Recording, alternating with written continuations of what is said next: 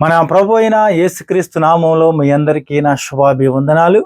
మరి ఉదయకాల సమయం ముందు ఒక ప్రాముఖ్యమైన ఒక ఉపమానం ద్వారా మనం నీతి అనేది ఎలాగ ఉంటుందో అనేది ఒక్కసారి మనం పరీక్షించుకుందాం.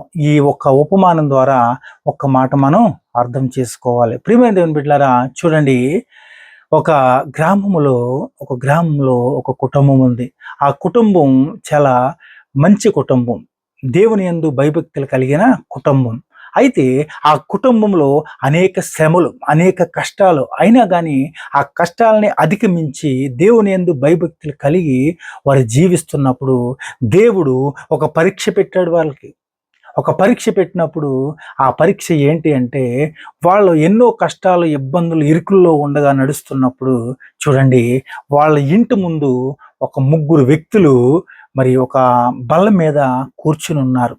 ఉదయం నుంచి మధ్యాహ్నం వరకు కూర్చుని వారు మాట్లాడుకుంటున్నారు.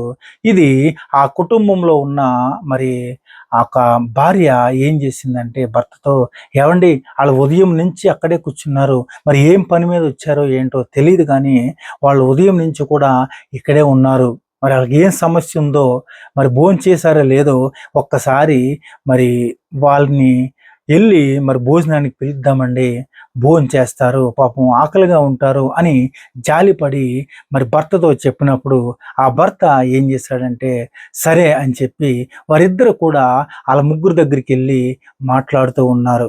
ప్రియమైన దేవుని బిడ్డలారా, చూడండి, గమనించండి. ఈ ముగ్గురు వ్యక్తుల దగ్గరికి వెళ్ళి మీరు ఏమని అడిగారంటే, ఏమండి, రండి మా ఇంటికి వచ్చి మీరు భోజనం చేయండి అని అడిగినప్పుడు వారు ఏమన్నారంటే, ఏమండి, మీరు అడిగారు బాగానే ఉంది, కానీ మాకు సమస్య వచ్చి పడింది.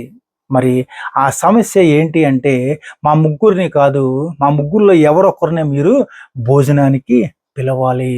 ఆ ఒక్కరిలో పిలిస్తే మేము మమ్మల్ని ఎంచుకున్నప్పుడు మేము మా ముగ్గురులో ఒక్కరమే వస్తాము అని అన్నప్పుడు, ఇదేంటి, ఇదేం చిక్కు, ఏదో ఆకలి కలిగి ఉన్నారు కాబట్టి మిమ్మల్ని భోజనానికి రమ్మంటున్నాం, అంతేగాని మా ముగ్గురులో ఎవరో ఒకరిని మీరు సెలెక్ట్ చేసుకోండి, ఆ సెలెక్ట్ చేసుకున్న వ్యక్తిని భోజనానికి పిలవండి అని మీరు చెప్తుంటే ఇదేంటి అని ఆలోచించారు. ప్రియమైన దేవుని బిడ్డలారా, వారి ముగ్గురు పేర్లు వాళ్ళు చెప్పారు.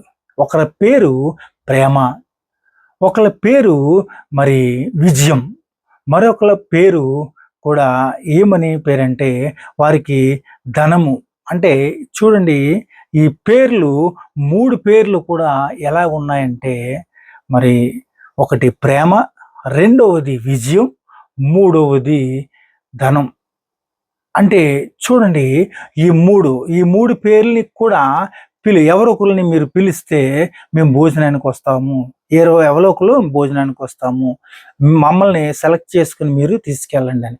వాళ్ళు కన్ఫ్యూజ్లో పడిపోయి మేము ఒక 10 నిమిషాలు ఇంటికి వెళ్ళి ఆలోచించుకుని వస్తామని చెప్పి ఇంటికి వెళ్ళిన తర్వాత మరి భార్య అంది, ఏమండి, మనకి చాలా అప్పులు ఉన్నాయి, మరి అప్పులుంటే ఆ ధనము అనే ఒక వ్యక్తిని తీసుకెళ్ళి మనం భోజనం పెడదాం, మనకు బోళ్ళంత ధనం వస్తుంది, ఆ ధనం ద్వారా అనేకమైన పనులు చేసుకోవచ్చు అన్నాడు. భర్త అన్నాడు, ధనం కాదు, ఒకసారి ఆలోచిద్దాం.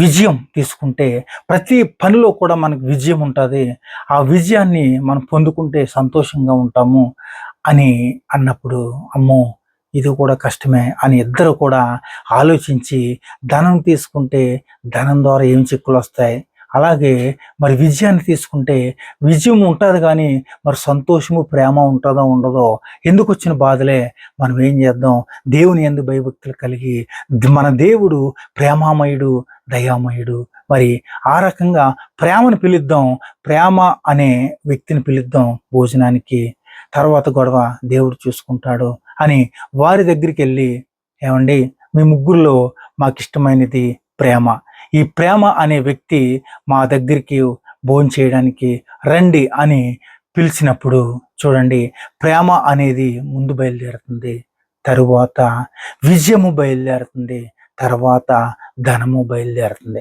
ఈ 3 బయలుదేరుతున్నప్పుడు ఇదేంటి, మీరే చెప్పారు కదా, ఎవరో ఒకరిని మీరు మరి సెలెక్ట్ చేసుకోండి అన్నారు, మరి అటువంటిది మేము ప్రేమని సెలెక్ట్ చేసుకున్నప్పుడు మీరు కూడా కలిసి వస్తున్నారు అంటే, ముగ్గురు అన్నారు, మీరు పొరపాటుని ధనాన్ని సెలెక్ట్ చేసుకుంటే ధనం ఒకటే ఉంటుంది, కానీ మీలో మనశ్శాంతి ఉండదు, మరి ఇంకా ఏమీ కలగదు. కానీ చూడండి, మీరు ఏం చేశారంటే ప్రేమని అడిగారు. అందుకని ప్రేమ ద్వారా ఈ ప్రేమను పొందుకుంటే ప్రేమ వెనకాల ఖచ్చితంగా విజయం ఉంటుంది, విజయం వెనకాల ఖచ్చితంగా ధనం ఉంటుంది. అందుకనే మొదటిగా మీరు ప్రేమను అడిగారు కాబట్టి ఈ 3 ప్యాకేజు మీరు పొరపాటుని గిని వేరే దానికి వెళ్ళి ఉంటే మాత్రం మేమెవరము రాలేకపోదుము. ప్రియమైన దేవుని బిడ్డలారా, చూడండి ఈ కథలో ఎంత నీతి ఉందో. మనం కూడా ఈ లోకంలో జీవిస్తున్నాము అంటే ఆయన కృప వల్ల, దయ వల్ల. ప్రియమైన దేవుని బిడ్డలారా, చూడండి ఎందుకు ఈ మాటలు చెప్తున్నానంటే ప్రేమ కలిగి జీవించాలి. దేవుడు ప్రేమామయుడు. మరి ప్రేమ కలిగి ప్రతి ఒక్కరిని కూడా ప్రేమతో చూడాలి, కోపంతో కాదు, ద్వేషంతో కాదు, అసూయతో కాదు. మనం చూసే చూపులు ప్రేమతో చూడాలి, ప్రేమగా పలకరించాలి. ప్రియమైన దేవుని బిడ్డలారా, చూడండి ఇది ముందట వెతకాలి. చూడండి బైబిల్ గ్రంథంలో ఒక గొప్ప మాట ఉంది. మొదట ఆయన నీతిని, ఆయన రాజ్యాన్ని వెతికినట్లయితే మిగతావన్నీ కూడా వాటి వెంబటే వస్తాయి. నువ్వు అడగక్కర్లేదు అవన్నీ కూడా. ఫస్ట్ ఎవరిని ఎతకాలి? ఆయన రాజ్యాన్ని, ఆయన నీతిని ఎతకాలి. నీతిగా, న్యాయంగా ఉంటే అప్పుడు ఆయన రాజ్యంలో ప్రవేశం ఉంది. ప్రియమైన దేవుని బిడ్డలారా, మనం ఈ లోకంలో జీవించినంత కాలం కూడా ప్రేమ కలిగి జీవిస్తే నీకు సంతోషానికి కొదువే లేదు.